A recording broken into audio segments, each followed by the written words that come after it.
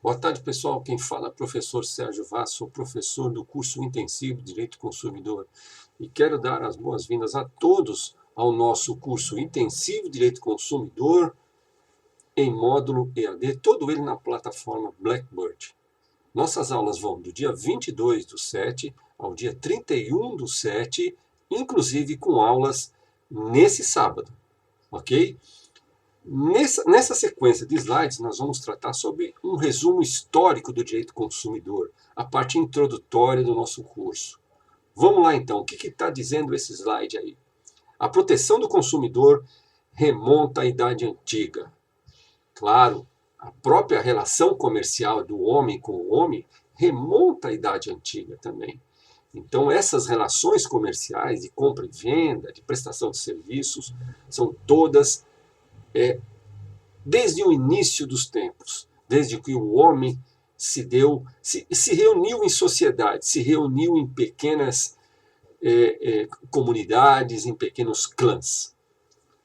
O Código de Hammurabi, como está dizendo nesse slide, é um exemplo de que já trazia determinadas proteções ao consumidor.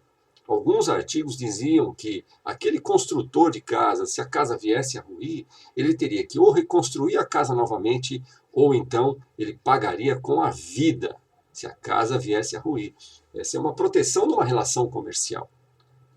As anotações sobre decisões envolvendo direitos e obrigações de profissionais liberais, como acabei de falar, ela remonta à própria Idade Antiga. Alguns documentos históricos, como nós trazemos nesse slide aqui, dão exemplo disso. No século XIII a.C., o Código Massu, na Índia, estabelecia sanções para os casos de adulteração de alimentos, uma proteção nítida ao consumidor. Isso lá no século XIII. Na Idade Média, na França, século XV, os mesmos casos eram tratados com castigos físicos aplicados aos falsificadores, ou seja, sanções aos falsificadores de documentos. Isso era punido, protegendo realmente os consumidores. No século XVII, o microscópio ele foi um grande aliado para auxiliar na análise da água, alimentos e assim possíveis adulterações. Vamos seguindo então. No final do século XIX, o movimento de defesa do consumidor, ele já vem sendo tratado com essa denominação, ganhando força principalmente lá nos Estados Unidos, em virtude do avanço do capitalismo. E nós sabemos que o maior Estado capitalista que nós temos na atualidade é, sem dúvida, o Estado americano. E lá se deu marco de vários documentos em relação à proteção do direito do consumidor. O marco inicial na defesa do consumidor tem-se, resumidamente, o resultado da união de reivindicações trabalhistas, tendo em vista a exploração do trabalho das mulheres e das crianças e pela atuação direta frente ao mercado de consumo. É um marco inicial que o consumidor teve aí nessas questões em relação à proteção da mulher e da criança também. Seguindo, em 1891, por iniciativa de Josephine Lowy, foi criada em New York Consumers League, atualmente Consumers Union, que ao adquirir uma identidade própria deu início efetivo ao movimento consumerista, que se espalharia por todo o mundo, na verdade, no século XX. Nós temos isso, inclusive, como exemplo aqui no Brasil, o próprio Código de Defesa do Consumidor. Vamos seguir. No século XX é importante destacar alguns fatos que impulsionaram o movimento que continua até os dias de hoje em evolução. Vamos lá. 1906, nos Estados Unidos, foi elaborada a regulamentação para a inspeção de carne e a Lei de Alimentos e Medicamentos. Em 1927 foi criado a FDA. A FDA é mundialmente conhecida, que passou em 1938 a abranger atribuições de competência também no segmento de cosméticos, além dos alimentos e drogas, também na linha de cosméticos. É muito importante o FDA, inclusive como regulador, até nos dias atuais. Na década de 60, um grande marco mundial para os consumidores, logo no início dos anos 60.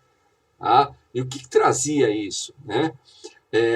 A criação da IOCU foi inicialmente composta por 5 países, entre elas ali Austrália, Bélgica, Estados Unidos, Holanda e Reino Unido.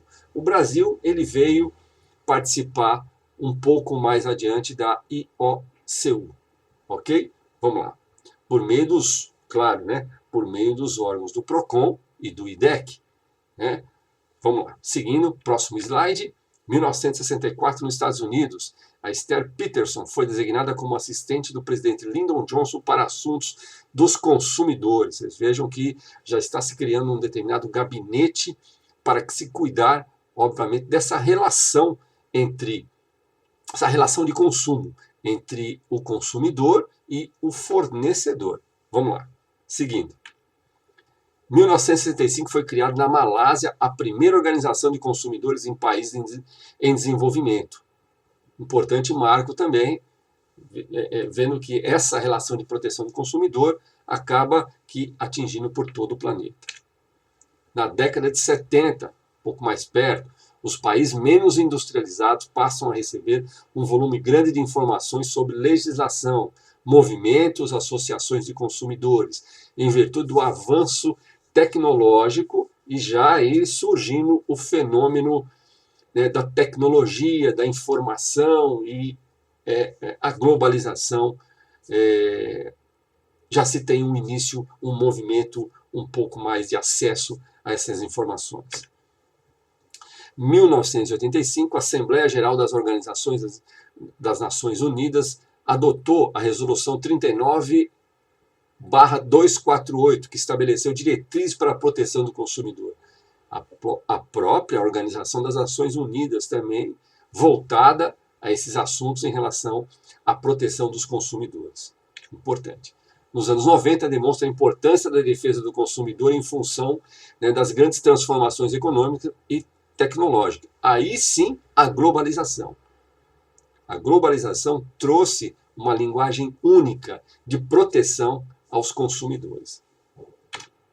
Muito bem, pessoal. E nesses primeiros slides foram só introdutórios, para nós termos um resumo do histórico dos consumidores. As nossas referências bibliográficas foram PROCON, Manual de Direito do Consumidor, do professor José Geraldo Brito Filomeno, e o Código de Defesa do Consumidor, obviamente.